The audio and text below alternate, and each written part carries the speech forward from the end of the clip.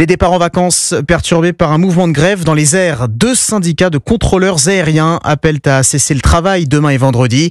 Trafic perturbé dans les aéroports du sud de la France, mais aussi à Paris. Un quart des vols annulés demain à Orly, Roissy et Beauvais, 40% après-demain. Le ministre des Transports, Philippe Tabarot, promet de ne pas céder aux revendications des aiguilleurs du ciel. Ces revendications, quelles sont-elles, Aurélien Fleureau? C'est surtout la réforme voulue par la DGAC qui irrite les grévistes. Mettre en place un pointage des contrôleurs à chaque prise de poste. Une révolution pour ceux qui jusque-là avaient leur propre organisation, le système de la clairance. S'ils estimaient ne pas avoir besoin d'être 6, comme c'était prévu au tableau de service, certains pouvaient rester chez eux pendant que 3 collègues étaient bien présents dans la tour de contrôle. C'est précisément ce qu'il s'était passé à l'aéroport de Bordeaux fin 2022, quand 2 avions avaient failli entrer en collision. L'enquête du BEA avait conclu que l'organisation avait été défaillante.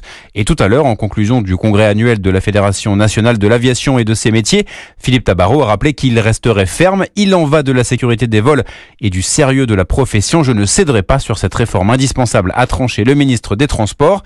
La DGAC reconnaît en revanche un problème de sous-effectif chronique et assure que des recrutements seront effectués. Engagement insuffisant pour amener les 2 syndicats qui représentent environ un tiers des contrôleurs à lever leur préavis. Aurélien Fleureau du service économie d'Europe 1.